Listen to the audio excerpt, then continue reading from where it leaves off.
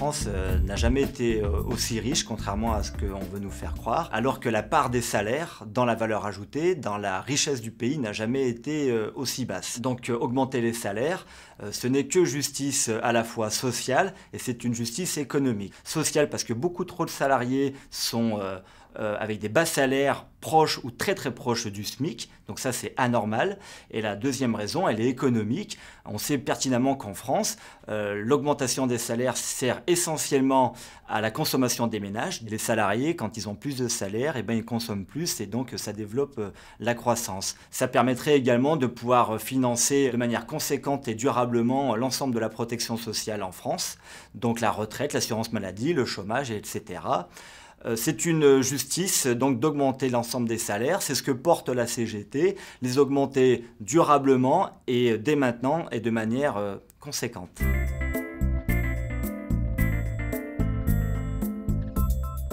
On constate malheureusement qu'il n'y a pas du tout de trêve estivale pour les organisations du travail anxiogènes et au contraire, on reçoit de plus en plus de salariés en mal-être.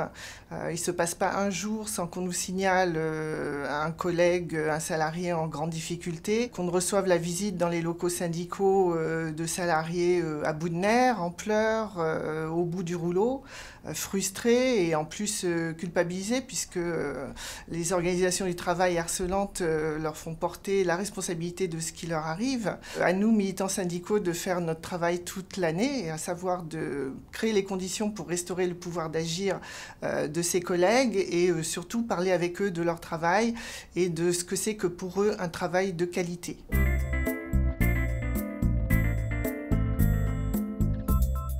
La CGT s'est assigné deux objectifs dans cette réforme des retraites 2013. D'abord d'assurer l'équilibre financier sur le court, moyen et long terme de nos régimes, et ensuite d'assurer un niveau de pension qui puisse vivre dignement une fois arrivé à la retraite.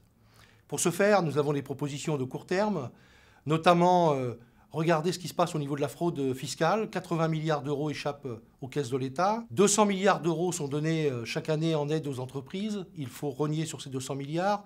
Et enfin, l'égalité salariale femmes-hommes à horizon 2023 permettrait de faire rentrer dans les caisses 10 milliards d'euros dès 2020.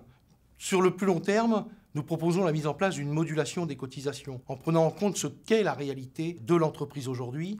Les entreprises dégagent beaucoup de profits avec pas beaucoup de salariés. Selon les secteurs, selon la taille de ces entreprises, il faut différencier le montant des cotisations sociales. La mise à contribution des revenus financiers des entreprises également permettrait de faire rentrer 20 milliards d'euros et l'élargissement de l'assiette de cotisation à tous les revenus permettrait de faire rentrer 10 milliards d'euros dans les caisses.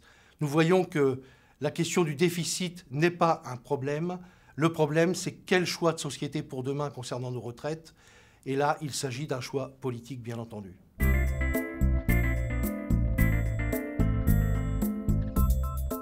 Chaque jour, la France enregistre 1000 chômeurs supplémentaires. C'est aujourd'hui 5 millions de chômeurs qui sont enregistrés en France, un record, dont 40% de jeunes. Il y a priorité à agir pour l'emploi, pour répondre à l'urgence sociale, bien sûr, mais aussi parce que c'est le meilleur moyen de financer notre système de protection sociale et nos retraites. Pour cela, la CGT, avec la Confédération européenne des syndicats, appelle les gouvernements européens et le gouvernement français à changer de cap et à rompre avec les politiques d'austérité.